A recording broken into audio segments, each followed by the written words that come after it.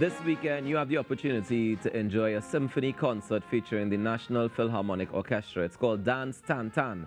And this morning, we have with us the conductor of the National Philharmonic Orchestra of Trinidad and Tobago, Dr. Roger J. Henry. He joins us on set. Good morning, Dr. Henry. Good morning, sir. How are you? So far, so good. How are you going? As you see me, so I stop. So, the last time NPO had a concert would have been BC, before COVID. Actually, no, we've been doing some small events here and there since the time of COVID, and keeping the music alive. And how has it been evolving in terms of, is it different when you have a small intimate show for the orchestra versus the full theater show? Actually, every time we get to present our music in front of people, it's special. It's the same. Mm-hmm. The energy is the same. For me, it's about the music and getting the music out there. I've been talking a lot over the past 10 years. The orchestra is going to be 10 years old this year, wow, if you can imagine that. Wow, congratulations.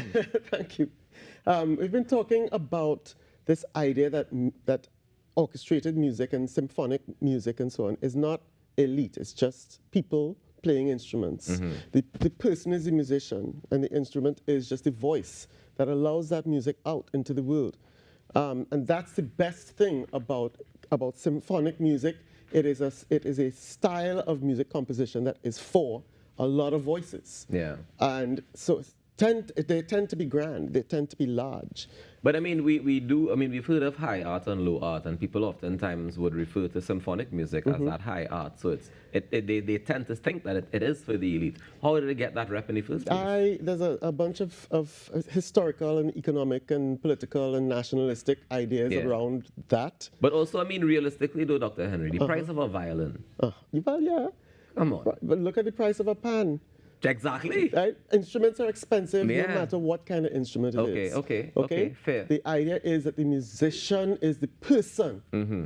And, the government of Trinidad and Tobago, for the past 10 years, has seen it to be wise to invest in this particular institution alongside all of the other musical streams that we have going along in the country. Right. And I think that's to the benefit of everybody. Because one of the things that we are beginning to realize is that we do have our own high art in Trinidad and Tobago that is of Trinidad and Tobago, and it's called panorama. People might not want to admit that panorama is classical music, but when you listen to a panorama composition, it is a formal composition with all of the norms of composition historically, right? These people they're not making disposable music, they're making art. Yeah. It is art. Yeah. And any music that follows this formal structure, it's I mean, if you want to call it classical, but I don't like to use that term because it's so laden down with because it's modern, it's happening now, it's not just classical, right? Precisely, Exactly. precisely. It's very interesting because you mentioned that as a piece of art, and working on Talk City, people call and ask for a version of a song played by Desperados in 1971, and they ask for that specific arrangement of it, and they remember that, like, to this day, All Stars Woman on a Bass is a particular arrangement that people want to hear whenever they hear that song on pan. For me, it's just Samuel's B's melody. Exactly. There's people identify with one, so I get exactly what it is you're saying. And over the 10 years, I mean, I would have witnessed the orchestra. I don't want to say it was 10 years ago, but it was in the earlier stages. And you did a lot more of the classical music, as you want to put it. And over the years, we've seen the creation and development of our own music. Yes. Are you yourself writing some? I absolutely do write a lot of music. Basically, when we started, because of the instruments that we had and the people that we had, we didn't have the full complement of any style of orchestra from any historical period. So we had to go and find music that the orchestra could play and supplement things and shift things around. And really early on, it's like we need our music to play. Right. Mozart is wonderful, Beethoven is wonderful, but we need music that speaks to who we are and where we are.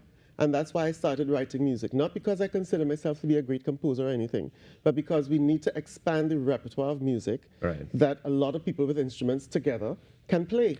Tell me something. If it is somebody writes an arrangement, as in notates an arrangement for steel pan, Yes. would it work for a Philharmonic orchestra as well? Absolutely. It's a piece of music for many parts, many Right, voices. right. Whenever you have a piece of music where you have lots of voices of instruments playing, you have a symphonic style work. Yeah. So now we get to 2023, where we now have a body of work. Because last time we spoke, you were presenting a whole lot more of our local absolutely. music in the Philharmonic Orchestra Yes.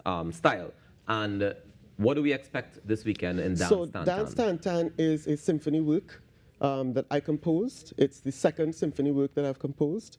And it is, the core of it is about people playing, children playing. And those are the ideas that I had jumping around in my head as I was composing the work. And then my plan was to name it Symphony Number 2, because I'm not good with naming. Right. But I figured I needed to find a way to put a word or a concept or an idea on the symphony that would be a metaphor for the ideas that were in my mind. And all of my symphonic writing takes Carnival as the starting point, Right. all of it. Right. And so for me, when I think about the absolute icon of Carnival, it's Peter Minshall's Tan Tan, naturally.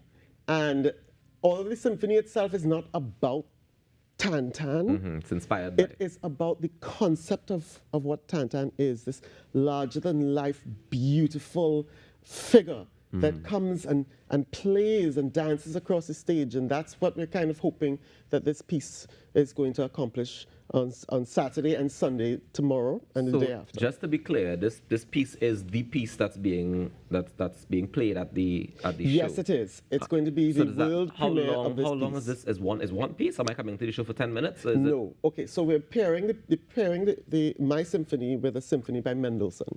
Okay. All right, so Mendelssohn wrote this symphony, and he tried to capture us. Mendelssohn, of course, is German, and he wrote this symphony trying to capture an Italian style of writing. Okay. Right, and so I like to look at symphonies like that, where you have a composer trying to capture the style of another culture, another ethnicity. Yeah, right? because it's perspective, right? Perspective. And I figured we Trinidadians need to start looking at symphonic music that is written in Trinidadian style. Okay. Right? We have musical traditions, stage traditions, all kinds of traditions that come from us. See, I'm getting excited here, right?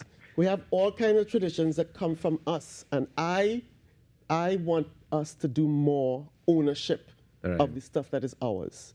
When I write music, it's not just to compose, but it is to take the rhythms that come from our rhythms, right? The way we make a melody, the way we speak is different from the way any other person in the world Caribbean speaks. islands, any other Exactly. Caribbean islands. And the melodies that we write pattern themselves over the way we speak. And so when you take that and you put it into music form, one of the biggest challenges for me, my fourth movement always, for the symphonies that I have written, I like the fourth movement to be based to a large degree on the way that panorama music works.